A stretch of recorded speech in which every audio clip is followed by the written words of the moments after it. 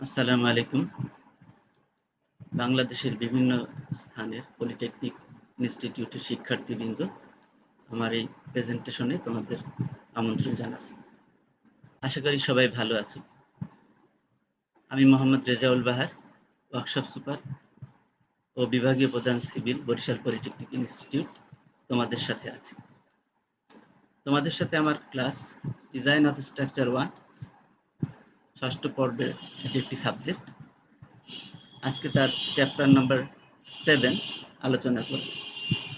আর এটা আমার live class 2। আমি আজকে আলোচনা করব রেক্ট্যাঙ্গুলার বিম ডিজাইন ডব্লিউএসডি মেথডের ধাপসমূহ, steps of rectangular beam design WSD method. প্রিয় শিক্ষার্থীরা, প্রিয় শিক্ষার্থীবৃন্দ, ক্লাসে পাঠ শুরু করার আগে আমি তোমাদের ফেসবুক লাইভ ক্লাস 1 এর যেসব প্রশ্ন ছিল, কেউ কমেন্টস করেছো, কেউ মেইল করেছো, কেউ মেসেজ দিয়েছো, কেউ ফোন দিয়েছো, যে তোমাদের যে প্রশ্নগুলো ছিল সেই প্রশ্নগুলো আমি আগে একটু উত্তর দিতে চাই। আমি আনন্দিত যে তোমরা মনোযোগ দিয়ে অনেকেই দেখেছো, যার কারণে কেউ কেউ তো 2বারও মেইল করেছো। ঢাকার সোহাগ 2বার মেইল করেছো এবং তোমার উত্তর তুমি পেয়ে গেছো আশা করি। তোমাদের যে প্রশ্নগুলো সেগুলো আমি তোমাদের কমেন্টস, মেইল বা ফোন দিয়ে যে প্রশ্নগুলো করেছো সেগুলোর আমি উত্তর দেব। তার আগে আমি রাজশাহীর আব্দুল আহাদের একটা প্রশ্নের উত্তর দিয়ে তারপর সেই প্রশ্নগুলোয় যাচ্ছি। আব্দুল আহাদ, এবং অনেকেই হয়তো বা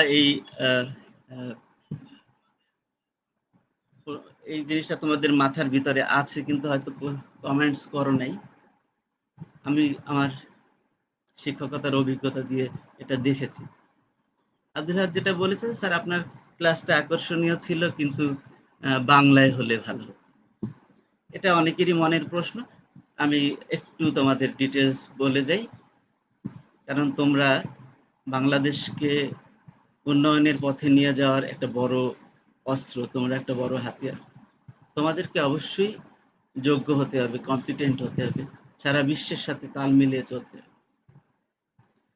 খেয়াল করো, এখানে ultimate strength of concrete, allowable stress of concrete, width of beam, depth of beam, span, এই সমস্ত কথাগুলা টেকনিক্যাল টার্ম, আর খুবই সহজ। আলটিমেট মানে সর্বোচ্চ, স্ট্রেংথ মানে শক্তি, কনক্রিট কনক্রিট। তোমরা হয়তোবা তোমাদের যে গাইড বইগুলো আছে সেই গাইড বইতে হয়তোবা লিখেছে কনক্রিটের সর্বোচ্চ শক্তি বা কনক্রিটের অনুমোদনযোগ্য পীড়ন। আসলে এই টেকনিক্যাল টার্মগুলা যেগুলো আছে, এই টেকনিক্যাল টার্মগুলার বাংলা সেরকম ভাবে হয়নি। আমাদের বাংলা ভাষাকে আমরা এখনো সেই পর্যায়ে নিয়ে যেতে পারিনি যে টেকনিক্যাল টার্মগুলা বাংলায় সম্ভব। এই কারণে ইংরেজিতে লিখতে হচ্ছে। আরেকটা বড় কারণ হলো, তোমাদের কোনো টেক্সট বই বাংলায় নেই। যেহেতু বাংলা সেই মানে যায় নেই, অনেক দেশে চলে গেছে, চায়না, জাপান, অস্ট্রেলিয়া, অনেক দেশ চলে গেছে। অস্ট্রেলিয়াতে ইংরেজি ল্যাঙ্গুয়েজ। তারপরেও অন্যান্য উন্নত যেগুলা বিশ্ব, তারা নিজেদের মতো করে করতে পারছে তাদের ভাষা দিয়ে, কারণ তারা সেই পর্যায়ে তাদের ভাষাকে নিয়ে গেছে। আমরাও হয়তো অদূর ভবিষ্যতে নিয়ে যাব, তোমরাই নিয়ে যাবে, সেজন্য তোমাদেরই যোগ্য হতে হবে। কিন্তু আপাতত ইংলিশের কোনো বিকল্প নেই। সিভিল ইঞ্জিনিয়ারিং এর বইয়ের ক্ষেত্রেও টেক্সট বই আমার দেখা মতে, জানা মতে শুধু একটা আছে, AutoCAD 2D 3D by engineer Shah Alam. এই একটা টেক্সট বই বাংলায় আছে যেটাকে টেক্সট বই বলা যায়, আর কোনো বইকেই টেক্সট বই বলা যায় না। তা তোমাদের বই যদি না থাকে তাহলে তোমরা শিখবা কিভাবে? একজন ভালো ইঞ্জিনিয়ার কিভাবে হবে? গাইড থেকে পাস করা হয়তো বা সম্ভব, কিন্তু একজন ভালো ইঞ্জিনিয়ার হতে গেলে তোমাকে টেক্সট বই একটা না, একাধিক টেক্সট বই ঘাঁটতে হবে, বিভিন্ন জায়গা দেখতে হবে, বুঝতে হবে, তখন তুমি ভালো ইঞ্জিনিয়ার হবে। এটা হয়তো অনেকেরই প্রশ্ন, সেজন্য আমি একটু বলে গেলাম। আরেকটা জিনিস প্রসঙ্গক্রমে বলি, টিচার, টেক্সট বুক, এই দুইটা তোমাদের সাথে নিয়ে না চললে তোমরা ভালো ইঞ্জিনিয়ার হতে পারবে না। সুতরাং টেক্সট বই, টিচার তো ক্লাসে পাচ্ছ, তাদের সাথে সুসম্পর্ক রাখবা, জিজ্ঞাসা করবা, প্রশ্ন, কোশ্চেন অ্যান্সার, এটা খুব ইম্পর্টেন্ট জিনিস। আর টেক্সট বই ফলো করবা, গাইড সাথে রাখো হেল্পের জন্য। আর ইংরেজি ভাষা একটা সহজ ভাষা, তোমরা ভয় পেলে আগাইতে পারবে না। যে কোনো জিনিস, যে মানুষ যেটা ভয় পায় সেটা অর্জন করতে পারে না। আমি তোমরা জানো ফেসবুক ক্লাসগুলো আধা ঘন্টার বেশি, লম্বা কথা বলার স্কোপ নেই, তোমরা অভিজ্ঞ শিক্ষক মন্ডলীর কাছ থেকে শুনে নিবা। আর যে প্রশ্নগুলো এসেছে সেগুলো আমি সামারাইজ করে আমি তোমাদের উত্তর দেব। আসলে কিছু বিগত সেমিস্টারগুলোতে তোমরা এগুলা পড়েছো, কিন্তু হয়তোবা ওই একই সমস্যা, টেক্সট বই না থাকার কারণে, পাস করার একটা মেন্টালিটি নিয়ে পড়ার কারণে অনেক কিছু ভুলে যাও, অনেক কনভার্সন ভুলে যাও, বা কেমনে কি হলো, সমস্যাগুলো আসে। সেজন্য আমার কাছে অনেক কমেন্টস বা অনেক মেসেজ, অনেক ফোন আসছে, সেগুলো আমি এখানে একটু সংক্ষিপ্ত আকারে উত্তরগুলা দেব। উত্তরগুলো আমি মেমোরাইজ দিস, মনে রাখবে, এইগুলা এই আকারে দিচ্ছি। কিন্তু এটাকে তোমরা শুধু, এখানে আমি অল্প কিছু কথা বলবো, তোমরা ডিটেলস এই করোনা ভাইরাসের সময়ও পেয়ে যাচ্ছ, পিছনের গুলাও একটু ভিতরে নিজেদের মানে করায়ত্ত করো, আয়ত্ত করো, যাতে তোমরা একটা ভালো ইঞ্জিনিয়ার হতে পারো, কারণ তোমাদের দিকে বাংলাদেশ তাকিয়ে আছে। দেখো, 1 কেজি সমান 2.204 পাউন্ড, এটা তোমরা আগেই জেনেছো। 1 কিপ, এটা হয়তো বা অত প্রয়োজন হয় নাই, কিন্তু শোনার কথা। 1 কিপ সমান 1000 pound. 1 KG per centimetre square is equal two 14.22 pound per square inch, PSI, pound per square inch, প্রতি সেন্টিমিটার স্কোয়ারে এত পাউন্ড হবে কনভার্সনটা, কেজি আর মানে এমকেএস থেকে এফপিএস এ কনভার্সন। এখন সারা বিশ্ব এসআই ইউনিটে চলছে, সবাই ফ্যামিলিয়ার হওয়ার জন্য এসআই ইউনিটে চলতেছে। এখন প্রেসারকে প্যাসকেলে বলি আমরা। 1 pascal is equal to 1 newton per metre square. 1 newton per metre square. 1 megapascal is equal to 1 newton per millimetre square. এখানে খেয়াল করো, প্যাসকেল থেকে যখন মেগাপ্যাসকেলে গেলাম, তাহলে কিলোতে গেলে 10⁻³ আর মেগায় গেলে আরো 10⁻³ মানে 10⁻6 দিয়ে গুণ করলে এটাই নিউটন পার মিটার স্কোয়ার আসছে, এখানে কিন্তু নিউটন পার মিলিমিটার আসবে। মিটারকে মিলিমিটার বানাইতে হলে 1000 দিয়ে গুণ করতে হবে, 1000 মানে 10⁻³ আর এর উপরে একটা স্কোয়ার যেহেতু আছে, সুতরাং 10⁻³ উপরেও একটা স্কোয়ার পড়বে, সুতরাং এটা 10⁻6 দিয়ে গুণ ভাগ যাই করে, তখন তোমার এই রেজাল্টটা চলে আসবে, এই রেজাল্টটা।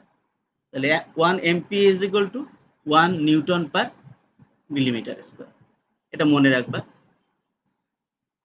এফপিএস এর সাথে মেগাপ্যাসকেলের যে কনভার্সন, সেটা হলো 1 এমপিএ সমান 145.037 PSI, pound per square inch, এটা মেগাপ্যাসকেল।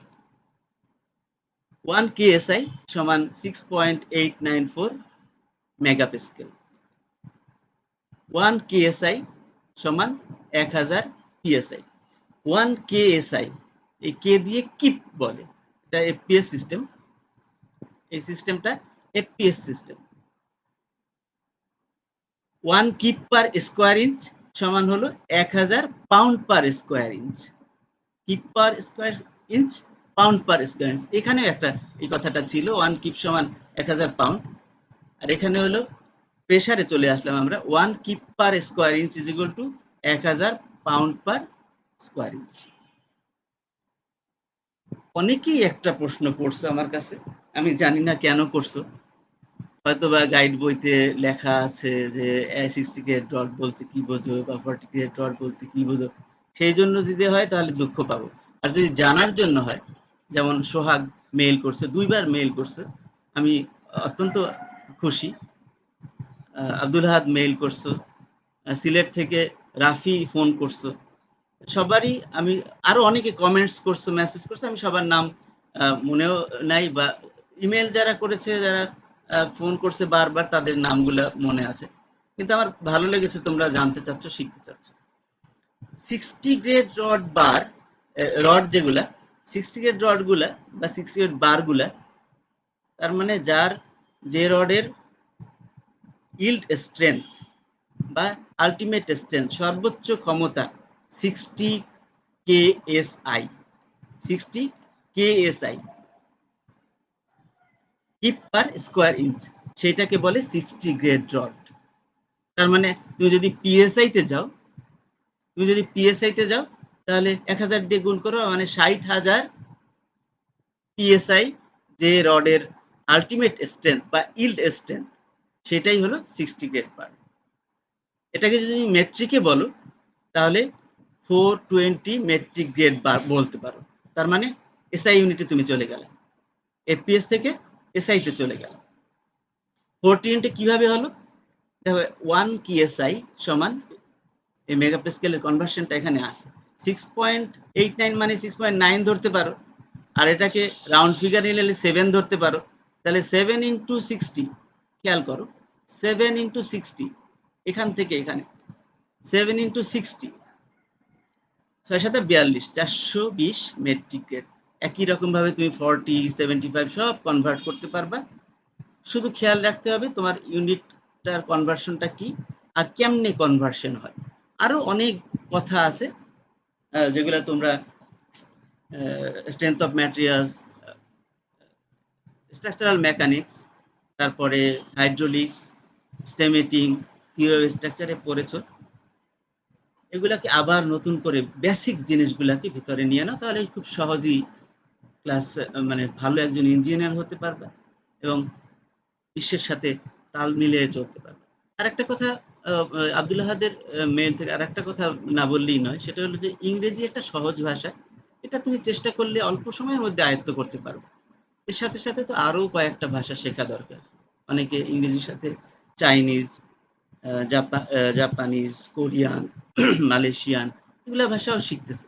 যত শিখবা তত তোমার জ্ঞান অর্জনের পথ খুলে যাবে। আর সারা বিশ্বের সাথে ফ্যামিলিয়ার হওয়ার জন্য ইংরেজিটা খুবই দরকার। তুমি যখন পড়াশোনা শেষ করে চাকরিতে যাবে, তখনও কিন্তু তোমার এই এফপিএস এ চলতে হবে। ইউরোপ আমেরিকাও এফপিএস এ চলে, তোমারও এফপিএস এ চলতে হবে, কিন্তু আমরা পড়ানোর সময় কিন্তু এমপিএস পড়াই। সুতরাং তোমাকে বিশ্বের সাথে তাল মিলেই চলতে হবে, ফ্যামিলিয়ার হতে হবে। সারা বিশ্বের সবাই যে কথাগুলা বোঝে, তোমাকে সেগুলাই বুঝতে হবে। আমি আমার মূল আলোচনা, অর্থাৎ আজকের পাঠে চলে যাই। Steps of rectangular beam design, WSD method. সবগুলো স্টেপ আজকে হয়তো সম্ভব হবে না, আজকে যে কয়টা পারি সে কয়টা আলাপ করব, নেক্সট ক্লাসে বাকিগুলো করব। প্রথমেই বলে নেই, স্টেপগুলো আসলে ছাত্রদের সুবিধার জন্য, ডিজাইনারদের জন্য স্টেপ লাগে না। ছাত্ররা যাতে খুব সহজে বলতে পারে, করতে পারে ডিজাইন, সেজন্য স্টেপস সিস্টেমটা আছে। এটা অনেক আগে হেনরি পার্কারের একটা বইতে এই সিস্টেমটা ছিল। স্টেপ 1-এ লোড ক্যালকুলেশন করতে হয়, বিমের উপরে কি পরিমাণ লোড আসছে। তো আমাদের কিছু গিভেন ডাটা, কিছু ডাটা দেওয়া থাকে, এ প্রাইম সি অথবা এফ সি দেওয়া থাকবে, এফএস দেওয়া থাকবে, এন দেওয়া থাকবে, স্প্যান এল দেওয়া থাকবে। সুপার ইম্পোজ লোড তোমরা তো গাইডে যেটা দেখছো, আরোপিত লোড। এই সুপার ইম্পোজ লোড হলো বিমের নিজস্ব ওজন, ডেড লোড বলি আমরা যেটাকে। এই নিজস্ব ওজন ছাড়া অন্য সমস্ত লোডগুলাকে যোগ করলে যে লোডটা হয়, সেটাকে বলে আরোপিত লোড বা সুপার ইম্পোজ লোড। তার মানে লাইভ লোড এবং এনভায়রনমেন্টাল লোড। লাইভ লোড সংক্ষেপে আমরা এল বলি, আর আদার্স লোড মানে এনভায়রনমেন্টাল লোড, পরিবেশ থেকে যে সমস্ত লোড আসে। আমি এখানে একটু নোটেশন দিয়ে দিছি। এল এল দিয়ে লাইভ লোড, ডিএল দিয়ে ডেড লোড, আদার লোডের মধ্যে উইন্ড লোড আছে, এটা অবশ্যই হিসাবের মধ্যে আনতে হবে। সিসমিক লোড মানে ভূমিকম্প জড়িত লোড আছে, এটাও অবশ্যই তোমাদের বিবেচনায় নিতে হবে কাঠামো স্ট্রাকচার ডিজাইন করতে গেলে।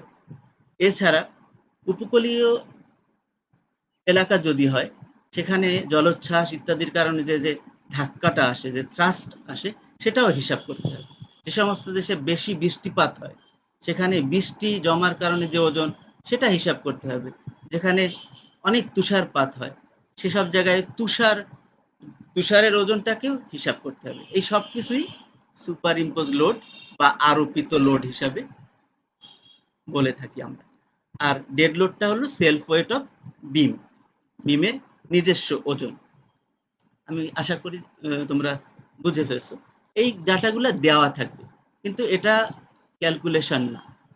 তাহলে সুপার ইম্পোজ লোড দেওয়া আছে, এখন যদি আমি ডেড লোডটা বের করে ফেলি, তাহলেই কিন্তু টোটাল ওজনটা বের হয়ে যাবে। তাহলে ডেড লোড যদি আমি বের করতে চাই, তাহলে বিমের দৈর্ঘ্য, প্রস্থ, উচ্চতা, এই তিনটা জিনিস লাগবে, তার সাথে একক ওজন লাগবে। একক ওজন হলো কনক্রিট যেহেতু, সেজন্য 2400। আর যদি দেওয়া থাকে কিছু 2350 ইত্যাদি দেওয়া থাকে, তাহলে সেটা নর্মালি আমরা 2400 কেজি পার মিটার কিউব একক ওজনটা আমরা জানি। তাহলে সেলফ ওয়েট বের করতে গেলে দেখো, এলটা আমাদের স্প্যান প্রথমে দেওয়া থাকবে, কিন্তু বি এবং ডি এই দুইটাকে প্রথমে বের করে নিয়ে তারপর সেলফ ওয়েটটা বের করতে হবে। এখানে একটা তোমরা ক্রস সেকশন দেখতেছো, এই বি আর এই পুরাটা হলো ডি, গভীরতা। ডি না, সরি, ডি হলো কার্যকরী গভীরতা, আর এই পুরাটা হলো গভীরতা। এটা বের করতে গেলে ডি এর মান ধরে নেব আমরা স্প্যান থেকে। সাধারণত স্প্যানের 10% হয় ডি, স্প্যানের 10%। এখানে অনেক কথা আছে, তোমরা যখন বই ঘাটবা দেখবে অনেক কথা আছে। আমেরিকা একরকম বলছে, অস্ট্রেলিয়া একরকম বলছে, নেদারল্যান্ড একরকম বলছে, ইন্ডিয়া একরকম বলছে, এশিয়া একরকম বলছে, এসটিএম একরকম বলছে। সামারাইজ করলে তোমরা ছাত্রদের জন্য এটা নিয়ে চলাই ভালো। ডি হবে এল এর 10%, অথবা 1 মিটারের জন্য 10 সেন্টিমিটার, 1 মিটারের জন্য 10 সেন্টিমিটার। যদিও এখানে রেঞ্জটা 4 সেন্টিমিটার টু 10 সেন্টিমিটার, এটা অভিজ্ঞ ইঞ্জিনিয়াররা বুঝবে কোন জায়গায় বেশি কম করা যায়। তোমরা ছাত্ররা 10% অফ এল ধরে নিয়ে ডি বের করে ফেলবা। ধরো স্প্যান আছে 5 মিটার, তাহলে 10% হলে ডি হবে 50 সেন্টিমিটার। স্প্যান যদি হয় 5 মিটার, তাহলে প্রতি মিটারে 10 সেন্টিমিটার করে ধরলে বা 10% ধরলে 50 সেন্টিমিটার হবে ডি। এরপর তুমি বের করবে বি। বি বের করার সময় আগের মতোই অনেক কথা এখানে আছে, বিভিন্ন জন বিভিন্ন মতামত দিচ্ছে, সেটা সামারাইজ করলে বি হলো হাফ থেকে 2/3 অফ ডি। ডি যা পাইছো তুমি, যেমন এখানে উদাহরণস্বরূপ আমি লিখেছিলাম 50, তাহলে এর হাফ নিলে 25। এই 25 হলো বি, 25 সেন্টিমিটার। ডি বি এগুলো সেন্টিমিটারে বের হবে। বিভিন্ন কোড বিভিন্ন রকম কথা বলছে, আমরা এখান থেকে তোমরা যখন বই পড়বে তখন আসবে। আধুনিক কালে বিএনবিসি নামে বাংলাদেশ একটা কোড তৈরি করছে, তারাও এরকম কথা বলছে, 1/3 থেকে 3/4 হবে বি, ডি এর 1/3 থেকে 3/4, কিন্তু 25 সেন্টিমিটারের কম হতে পারবে না, অথবা 1 ফুটে 1 ইঞ্চি, এরকম কথা বিএনবিসিও বলতেছে। বিএনবিসি আসলে এসিআই এর সাথে যেটা মেলে এরকম নিয়ে চলতেছে, এখনো পরিপূর্ণ হয়নি। তাহলে আমাদের সুপার ইম্পোজ লোড দেওয়া ছিল, এখন সেলফ ওয়েট বের করার জন্য এল, বি এবং ডি এই তিনটাই বের হয়ে গেল। 2400 দিয়ে বের হয়ে গেছে একটু আগে, আমরা ধরে নিচ্ছি এই ডি এবং বি আর এল তো দেওয়াই আছে, আর 2400 দিয়ে গুণ করলে তোমার সেলফ ওয়েটটা বের হয়ে যাবে। এখন এই দুইটাকে যদি তুমি যোগ করো, তাহলে ওমেগা অথবা ডাব্লিউ বের হবে। ওমেগা অথবা ডাব্লিউ, কখন ওমেগা কখন ডাব্লিউ, এটা খেয়াল করো। যদি সুপার ইম্পোজ লোডটা প্রতি কেজি পার মিটারে দেওয়া থাকে, কেজি পার মিটারে যদি সুপার ইম্পোজ লোডটা দেওয়া থাকে, তাহলে ওমেগা বের হবে। ওমেগা মানে 1 মিটারে। আর যদি সুপার ইম্পোজ লোডটা পুরা বিমের উপরে যা লোড আছে তা দেওয়া থাকে, তাহলে বের হবে ডাব্লিউ। আমরা জানি ডাব্লিউ সমান ওমেগা এল। আমার কথা বুঝতে পারছো কিনা? আমি আবার রিপিট করতেছি, এখানে একটু আমি নোটও দিয়ে দিছি। যদি সুপার ইম্পোজ লোড কেজি পার মিটারে দেওয়া থাকে, তাহলে এল এর মানটা হবে 1। এই জিনিসটা খুব ভালো মতো মনে রাখবে। সুপার ইম্পোজ লোড যদি পুরা বিমের ওজন দেওয়া থাকে, বিমে আরোপিত ওজনটা দেওয়া থাকে সুপার ইম্পোজ লোড হিসাবে, তাহলে তুমি এল এর যা মান, এল যদি 5 মিটার হয়, ধরো কথার কথা 5 মিটার যদি হয়, তাহলে 5 মিটারই লিখবা। 4 মিটার হলে 4 মিটার, 6 মিটার হলে 6 মিটার লিখবা। কিন্তু যদি বলে যে বিমের উপরে প্রতি কেজি মিটারে এত লোড দেওয়া আছে, ধরো 2500 লোড, কেজি লোড প্রতি মিটারে দেওয়া আছে, তখন তুমি এল এর জায়গায় কিন্তু 1 বসাইতে হবে। এই জায়গায় ছাত্ররা অনেক সময় ভুল করে পারে, বিশেষ করে যারা প্র্যাকটিস করো না, তাদের ভুল হয়ে যেতে পারে। তাহলে যদি প্রতি কেজি পার মিটারে থাকে, তাহলে ওমেগা বেরোবে। আর আদারওয়াইজ সম্পূর্ণ লোডটা দেওয়া থাকলে ডাব্লিউ বের করা থাকবে। ওমেগা জানা থাকলে ডাব্লিউ বের করা যাবে, ডাব্লিউ জানা থাকলে ওমেগা বের করা যাবে। W is equal two omega এল, এটা তোমরা জানো, সেখান থেকে বের করা যাবে। স্টেপ 1 এটা important, load calculation. Load calculation হয়ে গেলে বাকি কাজগুলা সহজেই চলে আসবে। স্টেপ 2 তে যেটা আমরা বের করি, এটা তোমরা থিওরি অফ স্ট্রাকচারে করে ফেলেছো। স্টেপ 2 তে maximum vertical shear force V বের করি। ভি বের করার সূত্র V is equal to W by 2 বা ওমেগা এল বাই 2 যখন সিম্পলি সাপোর্টেড বিম হয় তখন। যদি কন্টিনিউয়াস, ফুললি কন্টিনিউয়াস বিম হয়, তাহলেও ডাব্লিউ বাই 2 বা ওমেগা এল বাই 2। যদি সেমি কন্টিনিউয়াস বিম হয়, সেক্ষেত্রে দুইটা জিনিস। যদি কন্টিনিউয়াস এন্ড হয়, তাহলে ভি বের হবে 0.6 ডাব্লিউ। আর যদি ডিসকন্টিনিউয়াস এন্ড হয়, তাহলে হবে এটা 0.4 ডাব্লিউ। এই জায়গাটা খুব ভালো মতো খেয়াল রাখতে হবে। সেমি কন্টিনিউয়াস বিম, আংশিক অবিচ্ছিন্ন বিম বা এন্ড স্প্যান যা বলো, ফুললি কন্টিনিউয়াস যদি না হয়, তাহলে দুইটা রেজাল্ট। একটা ডিসকন্টিনিউয়াস এন্ডের জন্য, যে পাশে আর বিম নাই, আর একটা কন্টিনিউয়াস এন্ডের জন্য, মানে যে পাশে আরো বিম আছে। যে পাশে বিম মানে কন্টিনিউয়াস এন্ড, সেখানে হবে 0.46 ডাব্লিউ, আর যেখানে ডিসকন্টিনিউয়াস সেটা হবে 0.4 ডাব্লিউ। যদি ক্যান্টিলিভার বিম হয়, তাহলে ডাব্লিউ যা সেটাই ভি। এটা তোমরা থিওরি অফ স্ট্রাকচারে পড়ে ফেলছো। স্টেপ 3 তে আমরা ম্যাক্সিমাম বেন্ডিং মোমেন্ট এম বের করি। এম ম্যাক্স মানে এম সমান, যদি সিম্পলি সাপোর্টেড বিম হয়, তাহলে তোমরা জানো এটা ডাব্লিউ বাই এল অথবা omega L square by, sorry, W L by 8। আর যদি ওমেগায় বলি, তাহলে ওমেগা এল স্কোয়ার বাই 8। এত কেজি মিটার। ওমেগা দিয়ে চললে অনেক সময় সুবিধা, অথবা যেটা দেওয়া আছে সেটা নিয়ে চললে সুবিধা। ডাব্লিউ এল বাই 8 বা omega L square by 8 simply supported বিমের জন্য। যদি ফুললি কন্টিনিউয়াস বিম হয়, তাহলে ডাব্লিউ এল বাই 12 বা ওমেগা এল স্কোয়ার বাই 12। যদি সেমি কন্টিনিউয়াস হয়, তাহলে ডাব্লিউ এল বাই 10। আর যদি ক্যান্টিলিভার হয়, তাহলে ডাব্লিউ এল বাই 2, আর ওমেগায় বললে ওমেগা এল স্কোয়ার বাই 2। এগুলো সবই কেজি পার মিটারে বের হয়। কিন্তু আমাদের ইফেক্টিভ ডেপথ বা অন্য কিছু বের করতে গেলে আমাদের লাগবে কেজি সিএম। কেজি মিটার নয়, KG CM, KG into CM. এখানে কেজি ইন্টু মিটার আছে, সিএম, সেজন্য 100 দিয়ে গুণ করতে হবে। মিটারকে সেন্টিমিটার বানানোর জন্য 100 দিয়ে গুণ করতে হবে। আমি এই প্রথম ফর্মুলাটাকে উদাহরণস্বরূপ এখানে লিখছি।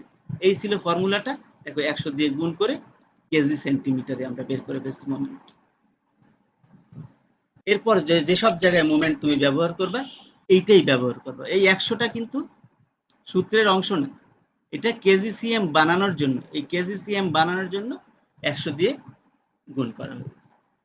আশা করি তোমরা তোমরা এটা আগেই থিওরি অফ স্ট্রাকচারে করে ফেলেছো, আমি একটু স্মরণ করাই দিলাম। স্টেপ 4 ইফেক্টিভ ডেপথ বের করতে হবে। স্টেপ 4 এর সূত্র তোমরা বাড়ির কাজের মধ্যে দেওয়া ছিল, তোমরা সবাই করে ফেলেছো নিশ্চয়ই। আমি প্রশ্নটা করতে পারিনি কথা লম্বা হওয়ার কারণে। বাড়ির কাজটা অবশ্যই করে ফেলবে এবং জমা দিবে। আজকের বাড়ির কাজ ওইখানে 6 পর্যন্ত দেওয়া ছিল, তোমরা আজকের বাড়ির কাজ থাকবে হলো 7 থেকে 10 পর্যন্ত। ডেরিভেশন গুলা প্রথম পেজে যেটা ছিল তার 7 থেকে 10 পর্যন্ত তোমরা বাড়ির কাজ হিসাবে করবে। তো d is equal to root over m by rb, এখানে m আমরা পেয়ে গেছি, b আমরা স্টেপ 1 এ পেয়ে গেছি, r বের করতে হবে। r বের করতে হলে r is equal to half fcj কে, এটা তোমরা সূত্রের মধ্যে প্রথম ক্লাসেই পেয়ে গেছো এবং সবাই ডেরিভেশন করে ফেলছো বা সূত্রগুলা বুঝে ফেলছো আমি আশা করি। আর এর মধ্যে half FC J K, FC দেওয়া থাকবে, জে এবং কে এই দুই সূত্রের দ্বারা বের করে নিতে হবে।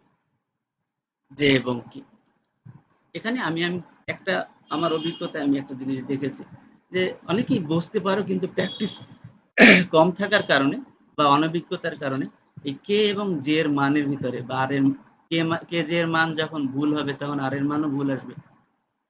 সেজন্য এই রেঞ্জ গুলা মনে রাখবে। কে হলো 0.36 থেকে 0.41 এর মধ্যে থাকবে, এর বাইরে যাবে না। যদি যায় তাহলে বুঝবে তোমার ক্যালকুলেশন ভুল। জে এর মান হবে 0.86 থেকে 0.89, এর বাইরে যাবে না। আর আর এর মান হবে 14 থেকে 16 এর মধ্যে। যদি এর বাইরে যায় তাহলে তুমি বুঝতে পারবে তোমার ক্যালকুলেশনে ভুল হয়েছে, তুমি আবার নতুন করে ক্যালকুলেশন করতে হবে তোমাকে। আর ক্যালকুলেটরেও তোমরা অনেক ফাংশন না জানার কারণেও ভুলগুলা হয়। অবশ্যই ক্যালকুলেটরে তোমাদের ভালো যোগ্যতা মানে চালানোর অপারেট করার সিস্টেমগুলো ভালো জানার দরকার, ফাংশনগুলো সব জানা দরকার। এটা নিজেরা বসে বসে ক্যালকুলেটরের ফাংশন সবগুলো শিখে ফেলে, দেখবে যে ক্যালকুলেশন খুব দ্রুত হয়ে যায়।